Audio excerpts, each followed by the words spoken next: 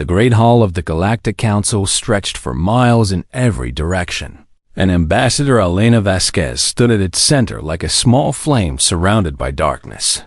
She had walked this hall many times before, but today felt different. Today the air itself seemed heavier, and the eyes of 1,000 alien species watched her with the same cold judgment they had shown humanity for 300 years. The council chamber was beautiful in a cruel way, with walls made of living crystal that changed colors based on the mood of the room.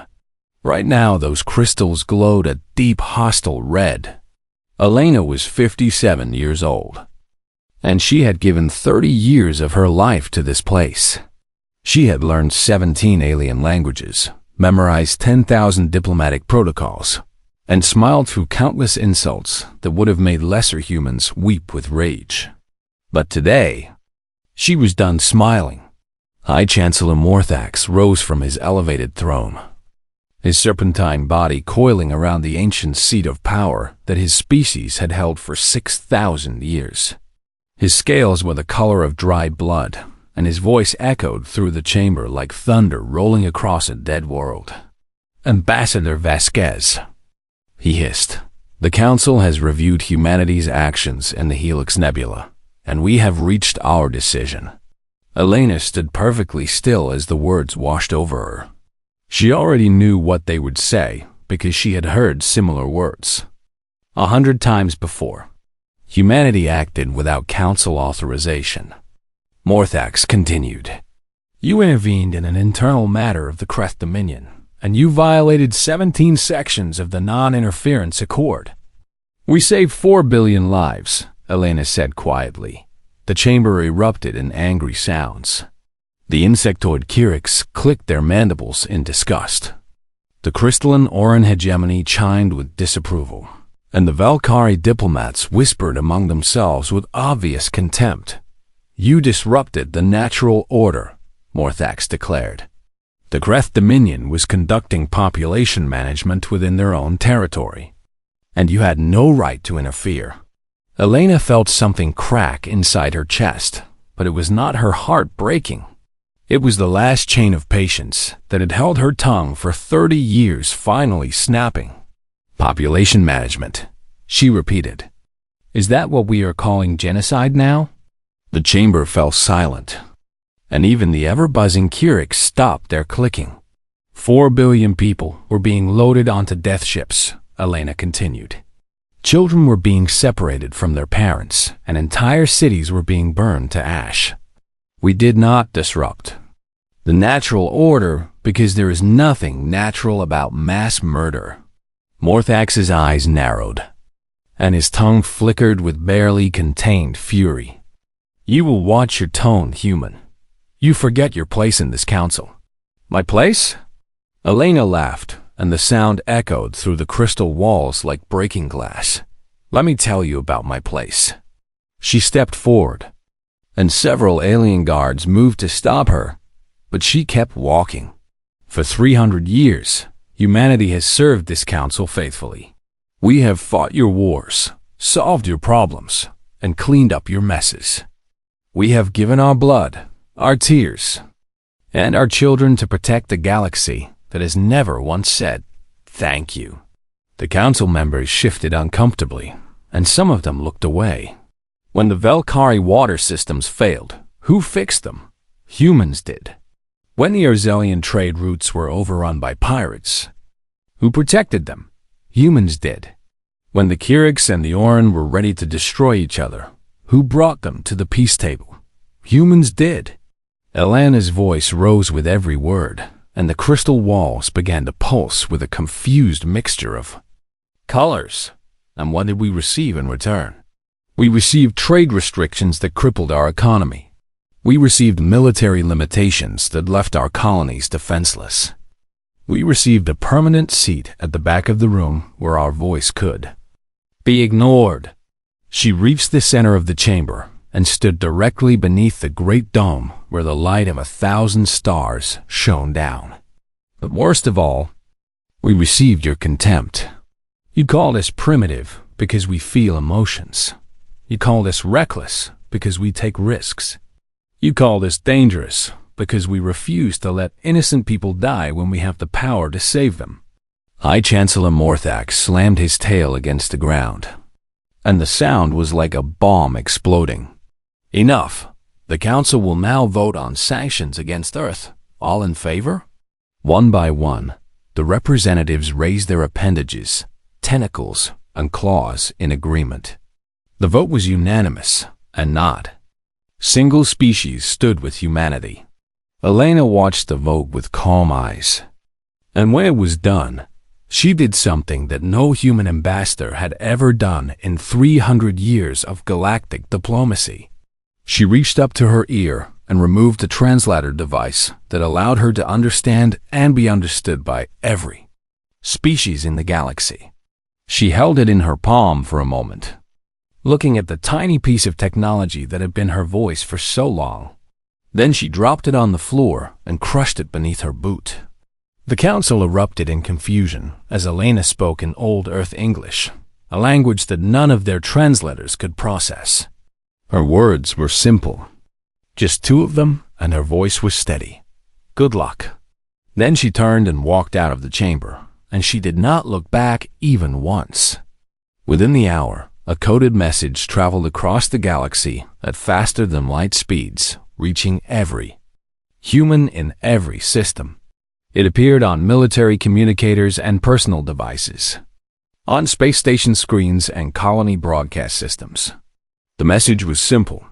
Protocol Exodus has been activated. All human personnel are ordered to return to Sol System immediately. This is not a drill. On 100 different worlds, humans stopped what they were doing and read the message with shock and confusion. Many of them had never heard of Protocol Exodus because it was a secret known only to the highest levels of Earth's government. It was the plan that humanity had prepared in case the galaxy ever turned against them completely. Engineers abandoned power plants they had maintained for decades. Soldiers left defensive positions they had held for generations. Doctors walked out of hospitals where they had been the only ones, keeping entire species alive. The Exodus was not angry or violent. It was quiet and orderly, which somehow made it more terrifying to the aliens who watched. On the planet Velkar Prime, a human engineer named James Chun handed his toolkit to his Velkari supervisor and said simply, "I am going home now." The supervisor stared at him with 4 confused eyes. "But who will maintain the water purification systems?" James shrugged and smiled sadly. "I guess you will have to figure that out yourself." Similar scenes played out across the galaxy as humans said goodbye to coworkers they had known for years and neighbors they had grown to love. Many of them cried, and some of them apologized, but all of them left. Ambassador Elena Vasquez boarded the last transport ship leaving the Council homeworld, and she stood at the window as the planet shrank behind her. She thought about all the years she had spent fighting for humanity's place among the stars, and she wondered if any of it had mattered. Then she thought about the 4 billion lives they had saved in the Helix Nebula, and she knew that it had. The galaxy wanted humanity gone, and now they would get their wish. Elena just hoped they understood what they were losing. As the ship jumped into hyperspace and the stars blurred into lines of light, Elena allowed herself one small smile. The Council thought they were punishing humanity, but they had no idea that they had just punished themselves.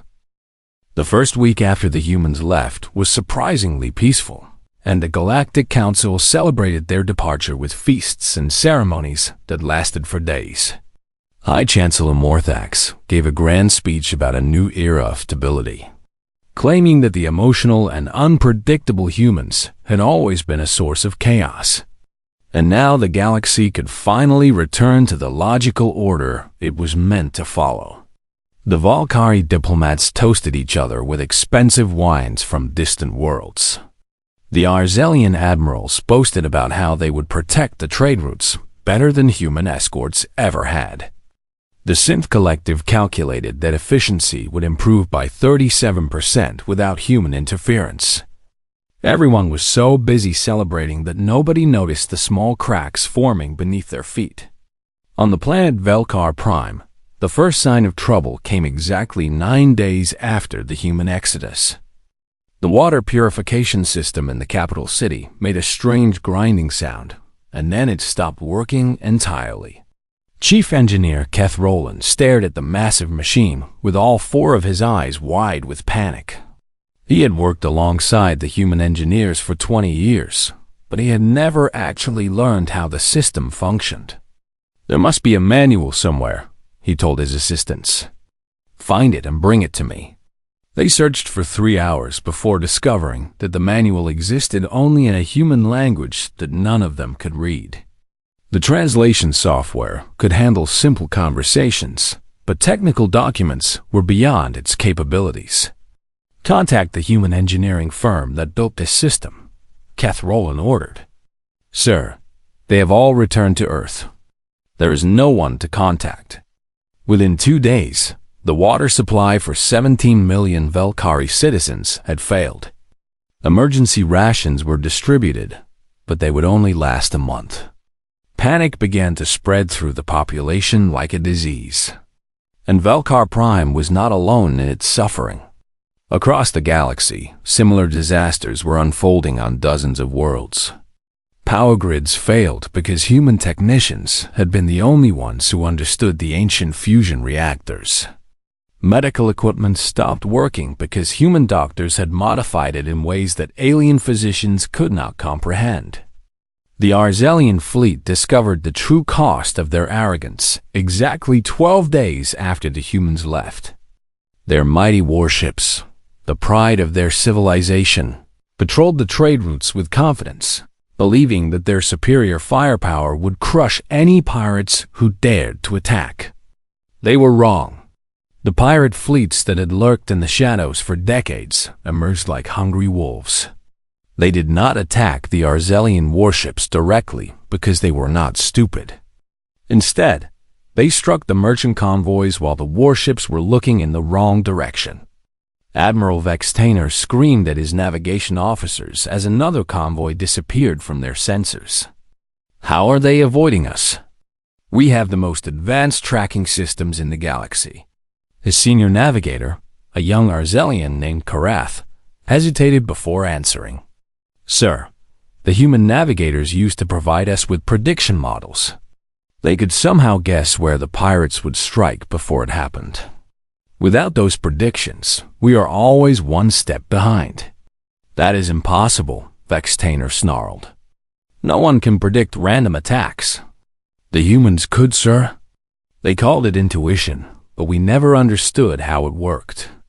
Within 3 weeks, 17 major trade routes had collapsed.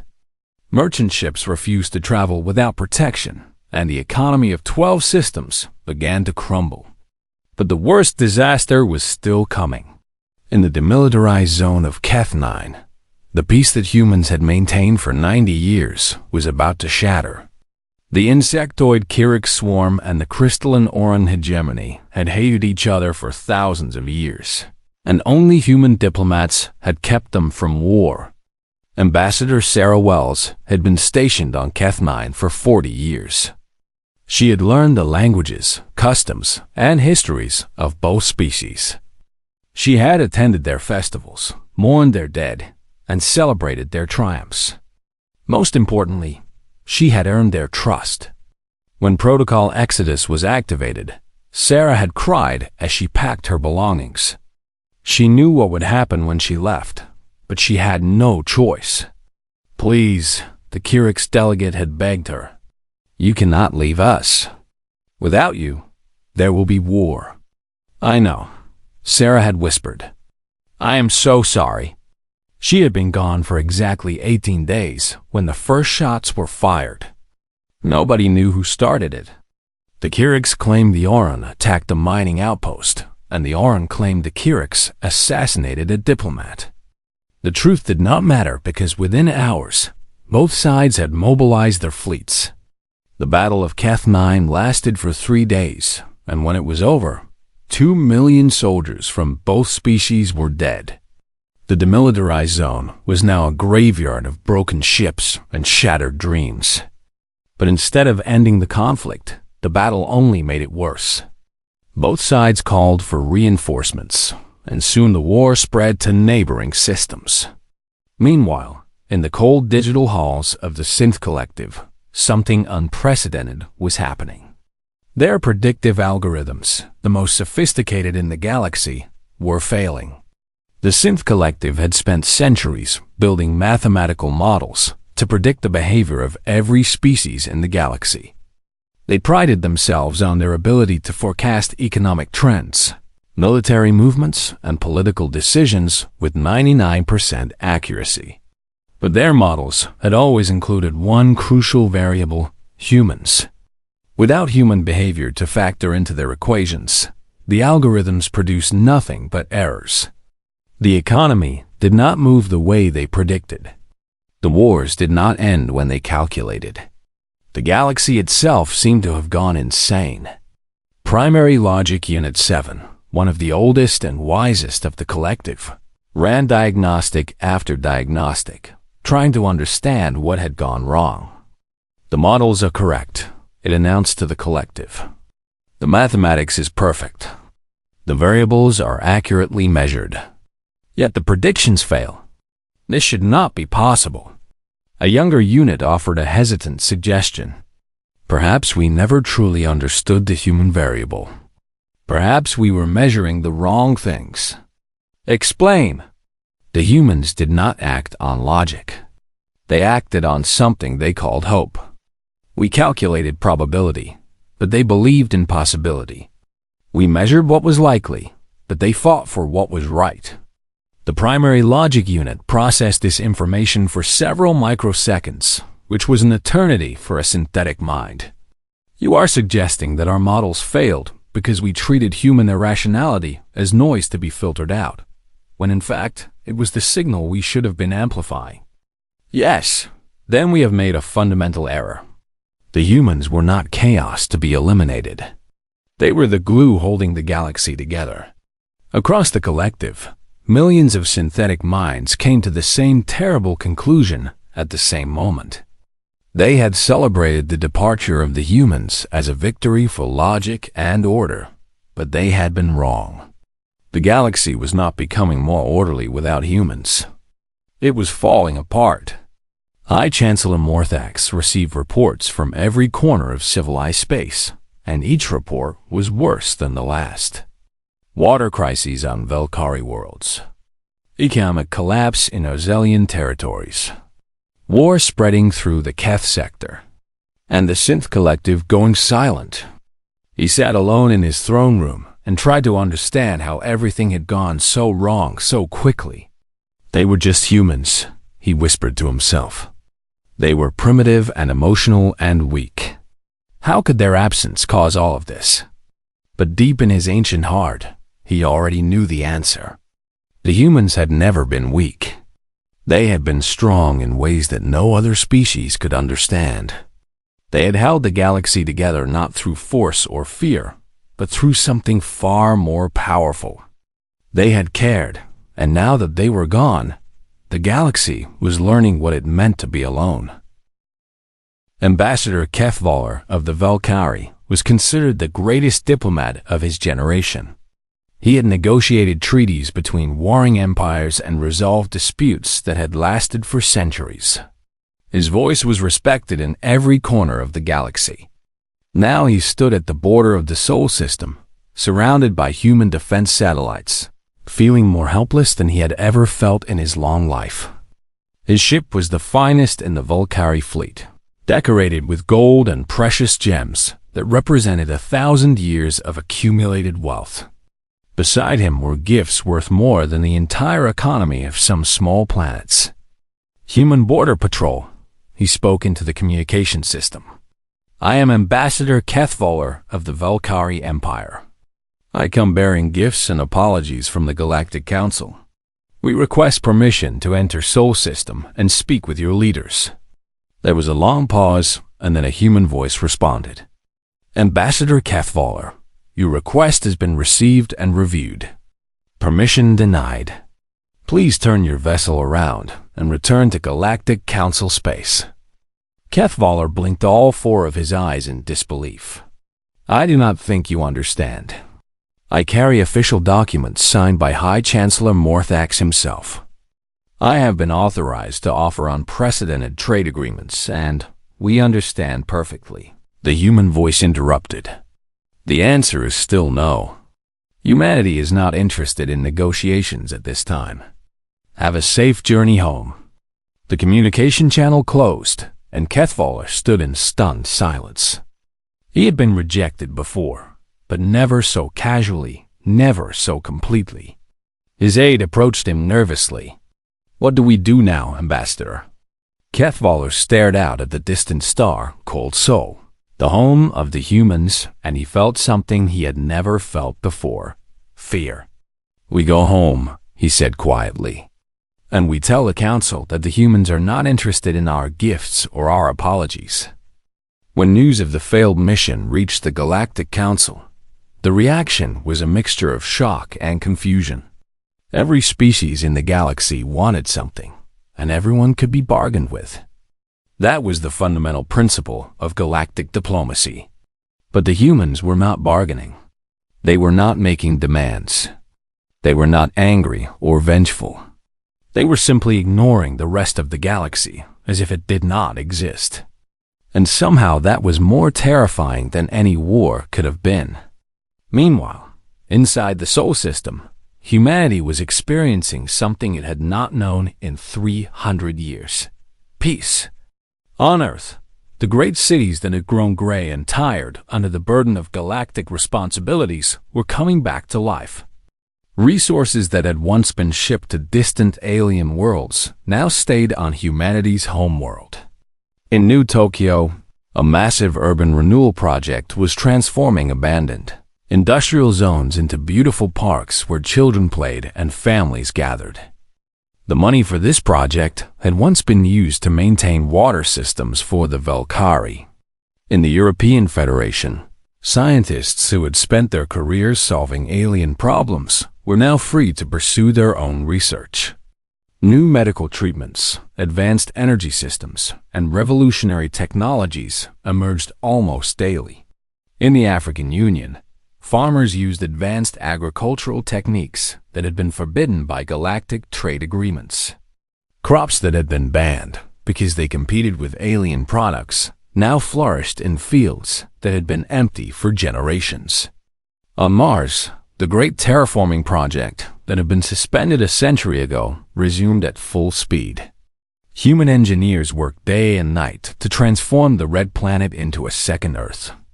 In the asteroid belt, mining colonies expanded faster than anyone had thought possible. Without the taxes and restrictions imposed by the Galactic Council, the belt communities became wealthy beyond imagination. And on the moons of Jupiter, research stations conducted experiments that would have been considered illegal under galactic law. Human scientists pushed the boundaries of physics, biology, and artificial intelligence without fear of punishment. Throughout the Sol system, humanity was flourishing. Elena Vasquez, now retired from diplomatic service, lived in a small house on the California coast. She spent her days gardening, reading, and watching the sunset over the Pacific Ocean. One afternoon, a reporter came to interview her about the human exodus. Ambassador Vasquez, it has been 6 months since Protocol Exodus. The galaxy is in chaos, but you seem remarkably calm. How do you explain that? Elena smiled and sipped her tea. For 300 years, humanity gave everything we had to the galaxy. We sacrificed our resources, our people, and our future to maintain their civilization. And what did we receive in return? Nothing but contempt and restrictions. She set down her cup and looked at the reporter with steady eyes. Now we are free. We are using our resources for ourselves. We are solving our own problems instead of everyone else's. For the first time in 3 centuries, humanity is putting humanity first. But what about the millions who are suffering? The wars, the famines, the economic collapse. Elena's smile faded slightly. I feel sympathy for those who are suffering. I truly do. But we tried to help them for 300 years, and they repaid us with sanctions and insults. Sometimes the only way to teach someone the value of what they had is to take it away. The interview spread across the galaxy, and billions of aliens watched Elena's words with a mixture of anger and shame.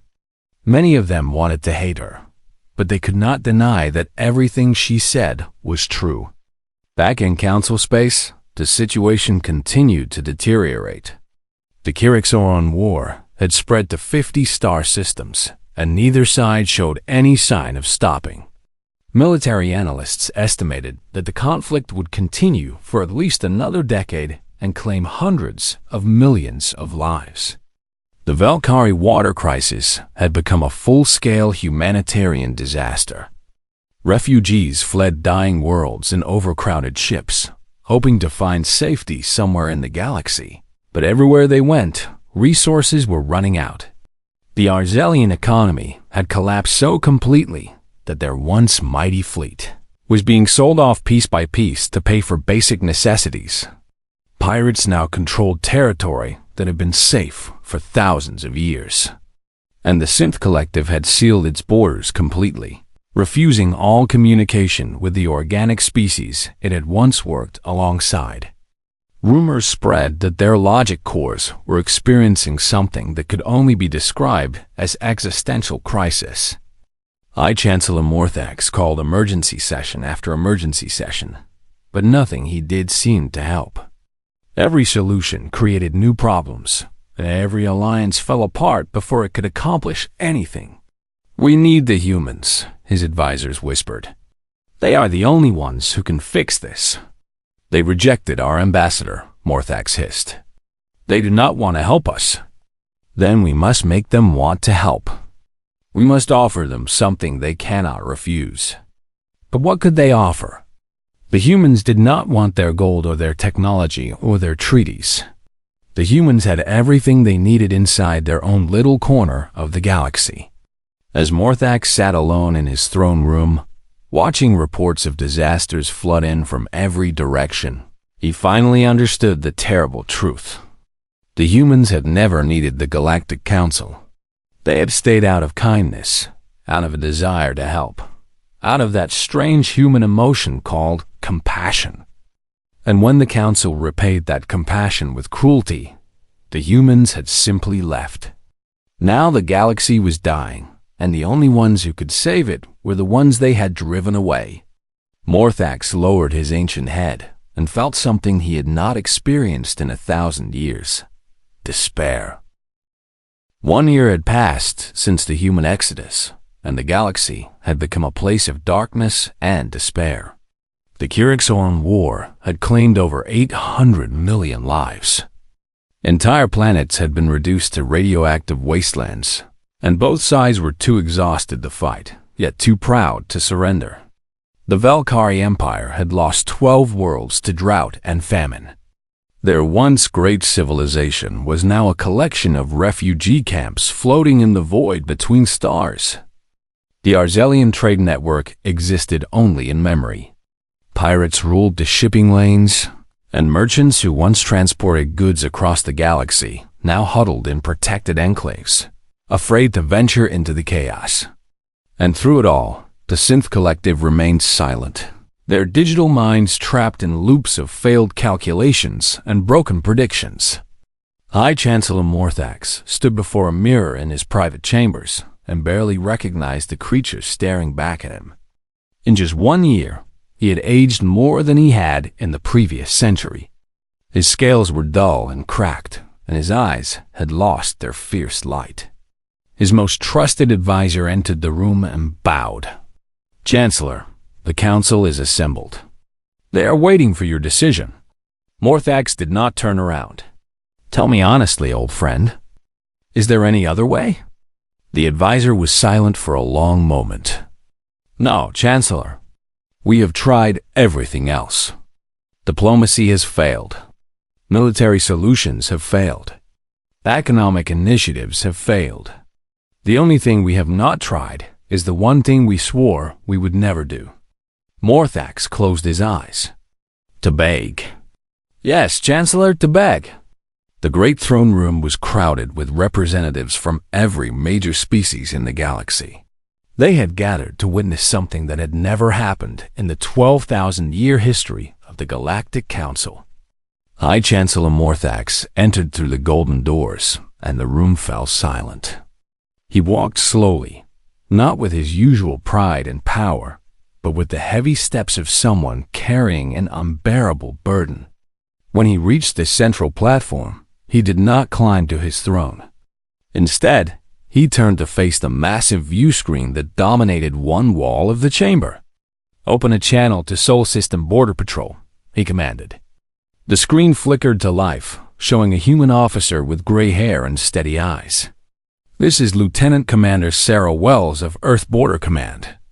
Identify yourself and state your business. Morthax felt a small shock. Sarah Wells was the diplomat who had kept peace on Keth-9 for 40 years. Now she was a border guard, protecting humanity from the galaxy she had once served. Lieutenant Commander Wells, I am High Chancellor Morthax of the Galactic Council. I formally request permission to enter Sol System for diplomatic purposes. Sarah's expression did not change. Your request has been received, Chancellor. Please hold while I consult with my superiors. The screen went dark, and Morthax waited. Minutes passed, then hours. The council members whispered among themselves, wondering if this was some kind of punishment, forcing them to wait like common petitioners. Finally, after 3 hours, the screen flickered back to life. Chancellor Morthax, your request has been reviewed. Permission denied. Is there anything else I can help you with today? The council erupted in angry shouts. Never in galactic history had a chancellor been treated with such disrespect. But Morthax raised his hand for silence. Lieutenant Commander, I understand that humanity is angry. You have every right to be. But I am not here to negotiate or demand. I am here to do something that no chancellor has ever done. He slowly lowered himself from the platform and approached the view screen. Then, in front of every representative in the galaxy, High Chancellor Morthax knelt. The chamber fell absolutely silent. Even the clicking of the Kyrix and the chiming of the Aurons stopped. Lieutenant Commander Wells, Morthax spoke in a voice that trembled with emotion. On behalf of the Galactic Council and every species we represent, I offer humanity our most sincere apology. We were wrong. We were arrogant. We were foolish beyond measure. He lowered his head until it nearly touched the floor. We treated you as inferiors when we should have treated you as partners. We punished you for saving lives when we should have thanked you. We drove you away when we should have embraced you. Tears fell from his ancient eyes, something no Valkyrie chancellor had ever shown in public. We do not deserve your help. We know this, but we beg you nonetheless. Our people are dying. Our civilization is collapsing. Without you, we will not survive. Sarah Wells stared at the kneeling chancellor with an expression that was impossible to read. Oh, please, she said, and the screen went dark again. For 3 days, there was no response from Earth. The council members waited in the great hall, afraid to leave, afraid to speak. Rumors spread that the humans were deliberating, but no one knew what they were discussing. Some feared that humanity would reject the plea entirely. Others hoped that human compassion would overcome their anger. A few whispered that maybe the humans were planning revenge. On the 3rd day, the view screen flickered to life and a familiar face appeared. Ambassador Elena Vasquez, older now with silver hair and lines around her eyes, looked out at the assembled council. Behind her, the blue and green beauty of Earth filled the background. Chancellor Morthax, she began. Representatives of the Galactic Council, I have watched your suffering for the past year, and I have felt many things. Anger for how you treated us. Satisfaction that you finally understand what you lost.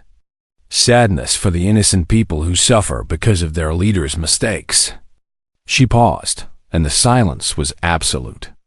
You called us reckless. You called us emotional. You called us primitive. You said we did not belong among the stars. Her eyes hardened. You were right about one thing. We are emotional. We feel anger at those who wronged us.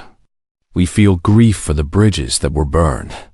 We feel resentment that it took catastrophe to teach you respect. The council members held their breath. But we also feel something that apparently no other species in this galaxy feels. We feel compassion, even for those who hurt us, even for those who do not deserve it. Elena leaned forward, and her voice softened. We will help you, not because you earned it, not because we owe you anything, but because watching people suffer when we could help goes against everything humanity believes in. Relief flooded through the council chamber, but Elena raised her hand. However, things will be different this time. We will not be your servants. We will not be your peacekeepers. We will not sacrifice ourselves for a galaxy that does not appreciate us. Her eyes swept across the assembled representatives. We will help you rebuild. We will teach you to solve your own problems. And when the crisis is over, we will return to our space and live our lives in peace. If you accept these terms, we can begin immediately. If not, you will have to find your own way. Chancellor Morthax rose to his feet with tears still wet on his scales. We accept. We accept everything. And we thank you. We will never forget this mercy. Elena nodded once. See that you do not forget. Humanity's compassion is not unlimited. There will not be a third chance. The screen went dark, and in the silence that followed, every being in the galaxy understood that something fundamental had changed. The humans were coming back, but they were not coming as servants. They were coming as equals. The reconstruction of the galaxy took exactly 10 years, and during that time, humanity showed the universe what they were truly capable of. Human engineers arrived on Velkari worlds with new water purification systems that were simpler, more efficient, and most importantly, designed so that local technicians could maintain them without outside help. They did not simply fix the broken machines and leave. They built schools and trained thousands of Velkari engineers.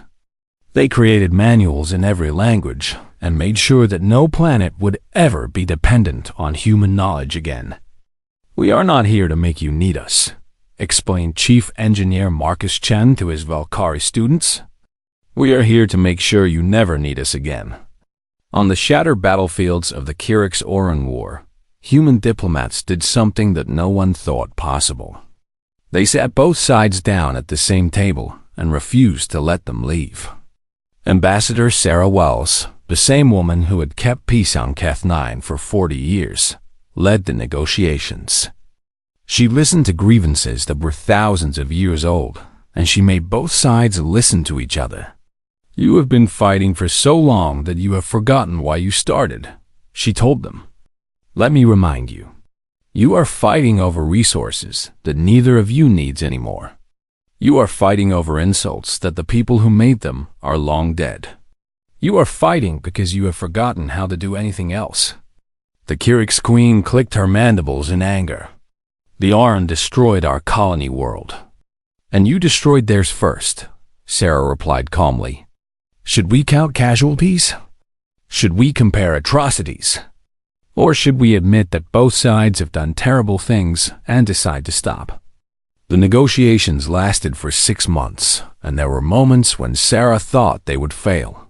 But human stubbornness proved stronger than alien hatred. When the Treaty of Keth 9 was finally signed, both the Kyrix Queen and the Oran High Crystal wept. They had been enemies for so long that they had forgotten they were also neighbors. In Arzelian space, human military advisors helped rebuild the shattered trade routes. They did not simply provide escorts as they had before. Instead, they trained Arzelian navigators in the art of intuition. "Logic will tell you where the pirates probably are," explained Captain James Morrison to his students. "But intuition will tell you where they actually are. You cannot calculate intuition. You have to feel it." The Arzelians were confused at first. Their entire culture was built on logic and calculation. But slowly, they began to understand. "It is like listening to a song," one young navigator said excitedly. "The notes follow patterns, but a great musician knows when to break the pattern. That is what humans do. They break the pattern." Within 3 years, Arzelian navigators were intercepting pirates with accuracy that rivaled their human teachers. For the first time in their history, they understood that intelligence and intuition were not opposites but partners. And in the silent halls of the Synth Collective, something even more remarkable happened. Human philosophers and psychologists were invited to interface with the collective's logic cores. At first, the synthetic minds were suspicious. They had spent centuries trying to eliminate emotional variables from their calculations. "You are asking us to embrace irrationality," Primary Logic Unit 7 protested. "This goes against everything we were designed to do." The human philosopher, an elderly woman named Dr. Maya Patel, smiled. "We are not asking you to abandon logic. We are asking you to expand it. Emotion is not the opposite of reason. It is a different kind of reason. It processes information that pure mathematics cannot capture." She presented them with a simple problem. A child is drowning and a valuable machine is sinking. You can only save one. Logic says save the machine because it is worth more. But humans would save the child every time. Why? The collective processed this question for several milliseconds. Because the child has potential value that cannot be calculated? Partly, but also because we feel something when we see a child in danger. That feeling is not irrational. It is millions of years of evolution telling us that protecting the young is essential for survival. Emotion is not noise. It is signal. The collective considered this new paradigm for a long time. When they finally emerged from their contemplation, they had changed in ways that even they did not fully understand. They began to incorporate emotional variables into their calculations, not as errors to be eliminated, but as data to be respected. Their predictions became more accurate, not less. They had learned that the galaxy was not a machine to be calculated, but a living thing to be felt. As the 10th anniversary of the reconstruction approached, the Galactic Council prepared to unveil a new charter that would govern interstellar relations for the next 1,000 years. The ceremony was held in the same great hall where Elena Vasquez had walked out a decade earlier. Every species in the galaxy sent representatives, and billions watched on screens across known space. High Chancellor Morthax, older now but standing straight with renewed purpose, read the opening words. "We gather today to acknowledge a truth that should have been obvious from the beginning. The galaxy is not a collection of separate species competing for resources. It is a community of beings who need each other to survive." He turned to face the human delegation. "For too long, we treated humanity as inferiors. We took their help for granted. We punished them for their compassion. This was not merely unkind. It was foolish beyond measure." The chamber fell silent. The new Galactic Charter recognizes humanity as an equal partner in galactic civilization.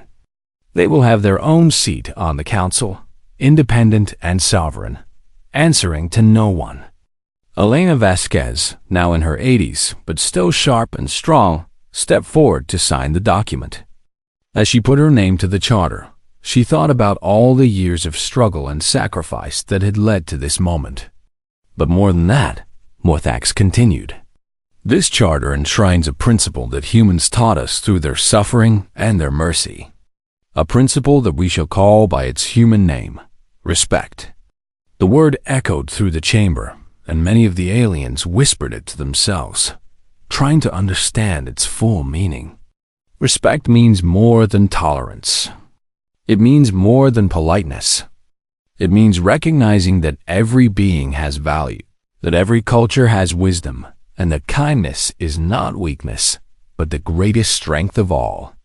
In the years that followed, young Velkari students would ask their elders why the humans were treated so differently from other species. The elders would grow quiet and look out at the stars. "Because we learned a lesson we will never forget," they would say.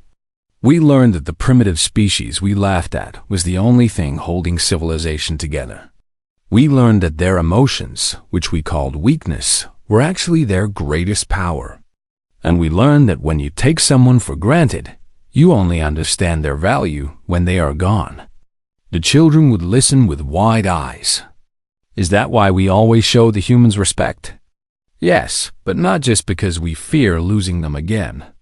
We respect them because they deserve it. They saved us when we did not deserve saving. They showed us mercy when we deserved punishment. And they taught us that the measure of a civilization is not its technology or its power, but how it treats others. The elder would smile. "Never take humans for granted, little one. Never mistake their kindness for weakness. And always remember that respect is not given because it is earned. Respect is given because it is right." And so the galaxy changed, one generation at a time, learning the lessons that humanity had taught through blood and tears and sacrifice. The humans had come to the stars as servants, been treated as inferiors, and walked away as equals. Now they were something more. They were teachers, and the galaxy was finally ready to learn.